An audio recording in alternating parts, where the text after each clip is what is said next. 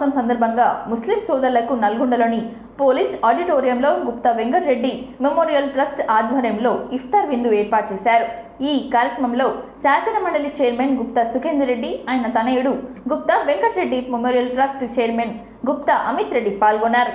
ఈ సందర్భంగా ముస్లిం సోదరులకు రంజాన్ శుభాకాంక్షలు తెలిపారు. ఈ సందర్భంగా సుఖేందర్ రెడ్డి మాట్లాడుతూ యావత్ దేశం ప్రశాంతంగా రంజాన్ పండుగను జరుపుకోవాలని అన్నారు. భిన్నత్వంలో ఏకత్వం కలిగిన దేశం భారతదేశమని అన్నారు. ప్రజలందరూ సుఖ సంతోషాలతో జీవించాలని ఆయన కోరారు. అలాగే Venkatareddy memorial trust chairman Gupta Amit Reddy మాట్లాడుతూ ఇఫ్తార్ విందులో పాల్పంచుకోవడం సంతోషంగా ఉందని ఆయన అన్నారు.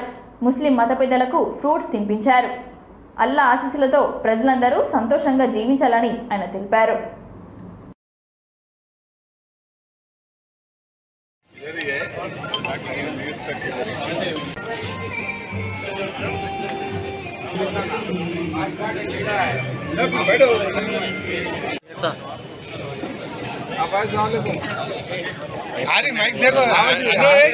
اللهم أجرنا من النار يا مجير يا مجير يا مجير اللهم إنا نسألك من خير ما سألك منه نبيك وحبيبك محمد صلى الله عليه وسلم ونعوذ بك من شر ما استعاذك منه نبيك وحبيبك محمد صلى الله عليه وسلم وأنت المستعان وعليك البلاغ ولا حول ولا قوة إلا بالله.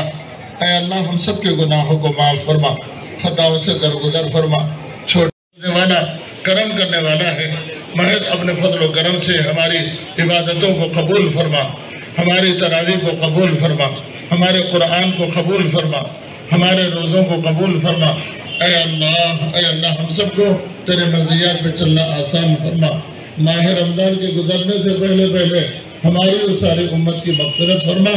रमज़ान की कदर करने वालों में हम सब के शुमार తప్పనిసరిగా ప్రపంచం మొత్తం కూడా శాంతియుతంగా ఉండి అందరూ కూడా ఈ కార్యక్రమాన్ని జరుపుకునేటువంటి పద్ధతుల్లో భగవంతుడు ఆశీర్వదించాలని, మరి 9వ తారీఖు దాదాపు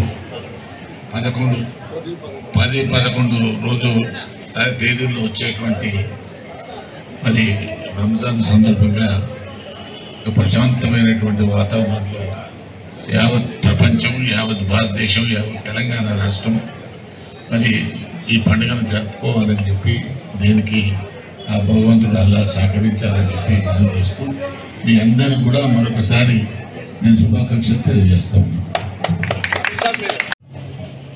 ఈరోజు రంజాన్ పవిత్ర మాస ఉపవాస దీక్షల్లో పాల్పంచుకున్నటువంటి నా ముస్లిం సోదరులకు అందరికీ కూడా నా నమస్కారాలు. రంజాన్ మాసం అనేది చాలా పవిత్రమైన మాసం. ఇట్లాంటి దివ్యమైన మాసంలో ఉపవాస దీక్షలు చేసినటువంటి ముస్లిం మిత్రులందరికీ కూడా పేరు పేరున ధన్యవాదాలు. ప్రపంచవ్యాప్తంగా అశాంతిని తొలగించి ప్రశాంతతను చేకూర్చాలని